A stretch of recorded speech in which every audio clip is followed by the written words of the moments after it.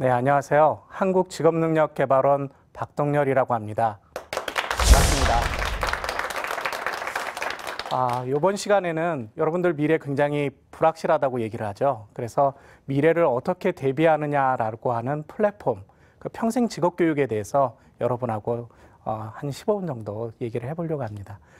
먼저 여러분들 플랫폼이라는 말 들어봤나요? 플랫폼은 과거에는 정거장 또는 교단, 학교에 있는 교단을 이야기했는데 지금은 약간 의미가 바뀌었습니다. 어떤 의미냐면 교환과 교류를 할 수 있는 장소 또는 그러한 환경을 이 플랫폼이라고 얘기를 합니다. 근데 아까 얘기했던 대로 미래를 대비하기엔 플랫폼으로서 평생 직업 교육을 얘기했는데 왜 플랫폼이 중요하냐면 바로 여러분들이 앞으로 이 불확실한 사회를 어떻게 해 나가야 될지에 대한 이러한 체제, 환경으로서 이 평생 직업 교육이 굉장히 중요하다는 겁니다. 여러분들 많은 기사를 보면서 미래 직업이 많이 변화된다고 얘기를 하고 있죠. 그래서 맥킨지의 결과를 보면 이런 결과들이 있어요. 주로 우리나라의 직업이 굉장히 많이 있는데 그중에서 414개 직종으로 약 2,500개 일자리를 가지고 분석을 해봤어요. 그랬더니 완전히 자동화될 수 있는 일자리는 약 0.3%밖에 안 돼요.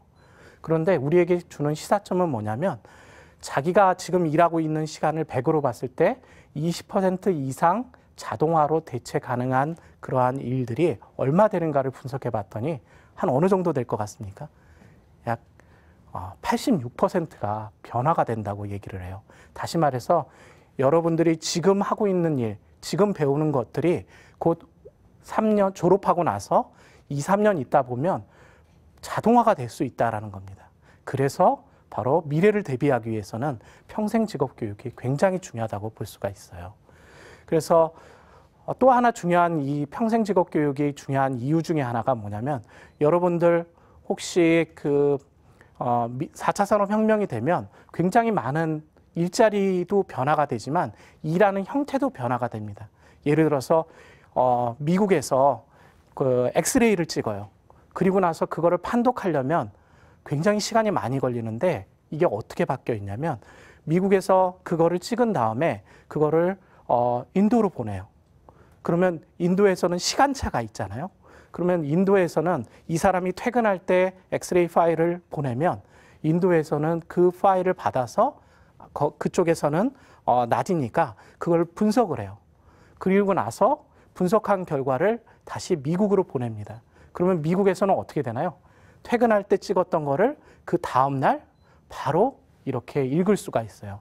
이것처럼 앞으로의 사회는 시공간과 관련된 부분들이 일자리가 정해져 있는 게 아니라 이게 굉장히 분리돼 있고 또 어떻게 보면 굉장히 유기적으로 연결되어 있는 그러한 근로 형태들이 굉장히 많이 나올 거라는 겁니다.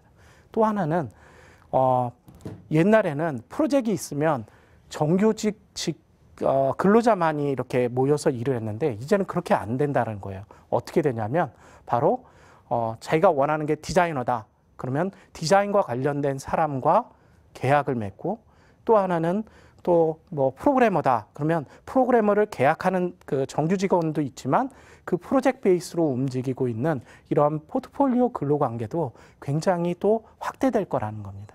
그래서 여러분들이 지금 앞으로는 이러한 일자리, 이런 부분들에 대한 고정관념을 깨는 게 굉장히 중요하다라고 좀 말을 하고 싶었어요.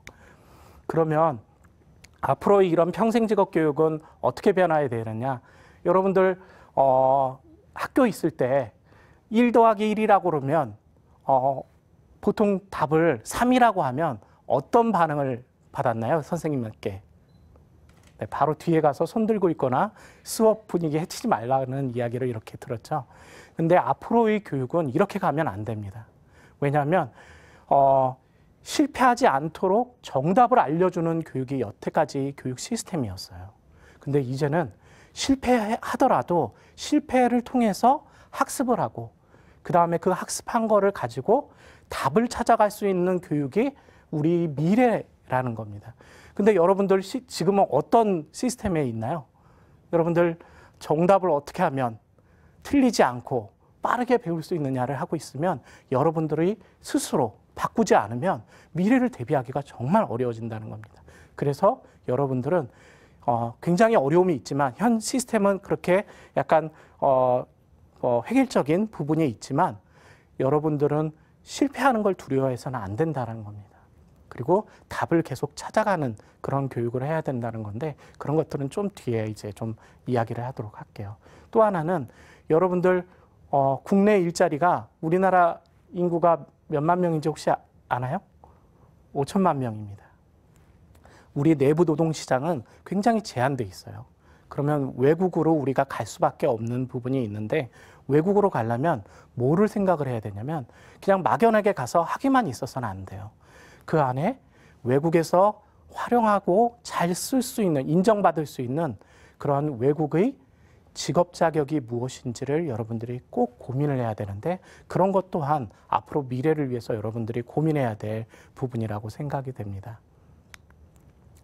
그래서 여러분들 혹시 덕후라는 얘기 들어봤죠? 네, 다들 웃는 거 보니까 다 들은 것 같은데 덕후는 잘 알겠지만 자기가 좋아하는 일이고 그걸 다른 사람이 인정하지 않아도 돼요. 그런데 앞으로의 미래는 이러한 덕후가 굉장히 중요한 인재상이 될 텐데 그런데 그렇게 막연하게 가기에는 너무 우리가 좀 가야 될 변화들이 너무 많아서 이제 이 앞으로의 미래가 여러분들이 한 5년 내에 어떤 사람이 돼야 되는지를 조금 얘기하면 이런 겁니다. 여러분들은 좋아하는 거를 가지고 직업하고 연결시킬 수 있는 전략적 덕후가 돼야 돼요. 최근에 한 그 프로그램에서 봤는데 퀴즈를 하나 낼게요. 덕후하고 지하철에 대해서 굉장히 잘 알고 있는 덕후하고 지하철 직원하고 퀴즈 대결을 했습니다. 누가 이겼을까요? 네, 당연히 덕후가 이겼을 거라고 나도 생각을 했어요. 그런데 누가 이겼냐면 지하철 직원이 이겼습니다. 왜 그랬을까요? 그 지하철 직원이 덕후였어요. 바로 이 전략적 덕후가 왜 중요하냐면 자기가 좋아하는 일을 이 직업하고 연결시키는 게 그래서 중요하다라고 볼 수 있어요. 근데 덕후의 특성이 하나가 있는데 뭐냐면 바로 조직 생활하기가 굉장히 힘들어요. 이게 덕후의 어려운 점인데 여러분들도 어찌됐건 본인이 창업을 하건 창업을 해서 기업을 만들던 간에 조직이라고 하는 부분을 벗어나기가 굉장히 어렵습니다. 그래서 내가 여러분께 원하는 그리고 미래가 원하는 그러한 인재상은 뭐냐면 바로 조직을 포용할 수 있는 전략적 덕후가 되는 게 굉장히 중요합니다. 그러면 이런 걸 어떻게 해야 되느냐와 관련해서 간단하게 2가지 정도만 여러분들한테 얘기를 해주고 싶어요. 아까 하나가 LST라고 하는 기법인데 이게 Look, Smile, Talk라고 하는 기법이에요. 그래서 부드러운 눈빛으로 바라보면서 그 다음에 이 상쾌한 미소를 띄우면서 토크는 뭐냐면 청명한 목소리로 이야기하는 거예요. 근데 청명한 목소리로 이야기하는 건 어떤 톤일 때 가장 청명하게 들리겠어요? 도레미파솔 안녕하세요 할 때가 가장 자신감이 있으면서 이렇게 그 자기 의견을 잘 전달할 수 있고 자신감도 있다라고 얘기합니다. 그래서 LST 기법이라고 하는데 한번 잠깐 옆에 있는 사람하고 해볼까요? 하나 둘 셋 하면 부드러운 눈빛으로 상쾌한 미소를 띠면서 안녕하세요를 한번 해보도록 합시다. 자, 하나 둘 셋. 네, 여기가 좀 장소가 그래서 썰턴이 안 나오는 것 같은데 여러분들 이 방법을 한 번만 하는 게 여태까지 지금처럼 이렇게 액션 러닝을 하는 게 바로 이제 여태까지 전통적인 방법이었어요. 그런데 그거를 하는 방법이 더 나아가서 이걸 한 번만 해갖고는 누구를 만났을 때 금방 얘기했던 대로 아이 컨택을 하면서 이 솔톤으로 얘기하기가 어려운 부분이 있잖아요. 그래서 이거를 전통적인 방법으로는 어떻게 하냐면 전통적인 숙련 방법은 여러 번 반복하게 합니다. 매일매일 2-3번씩 하면 1년 정도만 하면 여러분들 아주 멋진 미소와 그리고 청명한 목소리로 얘기할 수 있게 될 거예요. 그런데 여기까지가 전통적인 방법이었습니다. 근데 덕후가 되는 거는 사실 이렇게 해갖고는 자기가 싫은데 억지로 이 부드러운 눈빛으로 보면서 이 상쾌한 미소를 띄우면 여전히 그거는 자기 것이 아니라는 거예요. 그래서 전략적 덕후가 되기 위해서는 어떻게 해야 되느냐?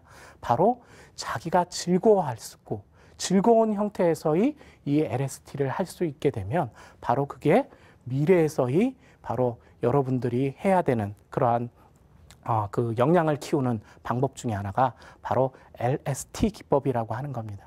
이게 첫 번째 방법이고요. 두 번째는 70대, 20대, 10의 기법이라는 게 있어요. 이게 뭐냐면 여러분도 뭔가 취업과 관련해서 역량을 키우고 싶죠. 그렇게 했을 때 어떻게 해야 되느냐를 나타내는 최근에 2016년에 그 ASTD라고 하는 그 미국의 협회가 있어요. 뭐 역량협회가 있는데 그 협회에서 제시한 괜찮은 방법 중에 하나라고 하는 게 이 방법입니다. 이건 뭐냐면 기존의 역량을 키우는 방법이 70대, 20대, 10 중에서 어디에 해당된다고 생각이 되세요? 네, 10%만이 전통적인 방법으로 역량을 키울 수 있다는 거예요. 그러면 20%는 뭐냐? 기존에 아까 액션러닝처럼 다른 사람과의 토론, 그리고 타인과의 협력 학습을 통해서 20%를 이걸 얻을 수 있다는 겁니다. 그러면 가장 크게 얻을 수 있는 70%는 뭐를 얘기하냐면 바로 자기가 좋아하고 즐거움을 기반으로 해서 자기 스스로 좋아하는 일을 했을 때 굉장히 큰 역량을 키울 수 있는 방법이라고 이렇게 얘기를 하고 있어요. 그래서 여러분한테 미래 사회 평생 직업 교육이 굉장히 큰 것을 얘기하는 것이 아니라 바로 지금 얘기했던 것처럼 작은 것서부터 본인의 역량을 키워가면서 대비를 하면 여러분들은 굉장히 미래에 원하는 인재가 될 수 있다는 겁니다. 그래서 마지막으로 여러분한테 정리해서 한 3가지만 얘기를 해주고 싶어요. 뭐냐면 미래 일자리는 굉장히 불확실합니다. 어떤 사람은 굉장히 낙관론적으로 얘기를 하기도 하고 어떤 사람은 굉장히 일자리가 없어져서 우리는 굉장히 힘든 사회가 될 거다라고 하는 비관론을 하고 있어요. 이런 불확실성이 굉장히 크지만 결국은 어떤 시나리오를 가지고 대비하느냐가 굉장히 중요합니다. 미국인 경우에는 굉장히 혁신적인, 급진적인 혁신을 하는 그런 기업들이 하는 부분이 하나의 트렌드예요. 그러다 보니까 일자리보다는 뭐에 중점을 두겠어요? 바로 기업의 이윤을 통해서 자동화를 굉장히 급하게 갑니다. 그런데 독일이나 유럽의 경우에는 어떤 식으로 가냐면 바로 점진적인 혁신을 해요. 그래서 일자리, 사람을 기반으로 해서 자동화를 어떻게 갈 것이냐와 관련된 부분을 고민을 하고 있습니다. 그런 측면에서 봤을 때 여러분들이 앞으로의 미래 일자리가 굉장히 급변하지만 여러분들은 뭐를 봐야 되냐면 우리 정부, 한국은 어떤 시나리오를 가지고 갈 것인가를 봐야 되는데 그거를 보는 게 2가지입니다. 하나는 산업 구조를 어떻게 가느냐와 관련된 걸 여러분들이 반드시 봐주고 있어야 돼요. 그 트렌드를 봐야지만 될 수 있다는 거하고 또 하나는 노동시장이 어떻게 갖고 있는지를 반드시 봐줘야 된다는 겁니다. 그게 여러분한테 얘기하려고 하는 첫 번째이고요. 2번째는 이제 미래 인재는 빠르게 변화하는 이러한 변화에 적응할 수 있는 능력도 중요하지만 변화를 즐길 수 있는 능력도 굉장히 중요합니다. 그래서 이 변화에 즐길 수 있기 위해서는 아까 뭐가 돼야 된다고 얘기했죠? 전략적 덕후가 돼야 됩니다. 그 부분이 여러분한테 좀 강조하고 싶은 내용이고요. 마지막으로 여러분들 저도 젊었을 때가 있었고 젊었을 때는 이런 프로그램이 없어서 아무도 이런 조언을 해준 사람이 없었어요. 그때는 무조건 부딪히면서 그러면서 거기서 학습하면서 그러면서 내 역량을 키워나가는 거였는데 어떻게 보면 이런 프로그램이 여러분한테 득이 될 수도 있지만 어떻게 보면 내가 아까 가지 말아야 될 길, 정답을 알려주는 내용이 되지 않을까라는 생각이 듭니다. 그래서 여러분한테 마지막으로 이야기하고 싶은 거는 뭐냐면 정답을 알려줘서 실패하지 않도록 도와주는 교육, 이것도 물론 필요합니다. 그렇지만 그런 교육에 너무 몰입하면 안 됩니다. 여러분은 자기가 즐거워하는, 아까 덕후라고 얘기했던 자기가 즐거워하는 소재가 무엇인지를 반드시 보고 그거를 통해서 실패하는 거를 두려워하지 말고 실패하면서 학습을 하고 그 실패했다고 거기서 좌절하면 안 되고요. 실패에는 반드시 학습할 거리가 있어요. 그 학습할 거를 통해서 자기가 가고자 하는 답을 찾아가는 길을 가는 것이 바로 미래를 대비하는 플랫폼, 그리고 평생 직업 교육이라고 하는 측면에서 굉장히 중요한 키워드이고, 여러분한테 나름대로 정부가 아무것도 안 하는 것 같지만 여러분들이 그렇게 가도록 준비해주는 많은 정책적인 부분들을 만들어 놓고 있어서 여러분들이 그 부분을 어떻게 찾아가고 어떻게 그거를 잘 활용할 수 있는지도 여러분들이 고민해야 될 부분이 아닐까라고 생각이 됩니다. 내 나름대로 좀 많은 걸 더 얘기하고 싶지만 그게 오히려 정답을 알려주는 그러한 거가 될 것 같아서 여러분들이 고민할 수 있는 화두를 몇 가지 던지면서 이것으로 제가 준비한 강의를 마치도록 하겠습니다. 여러분 감사합니다.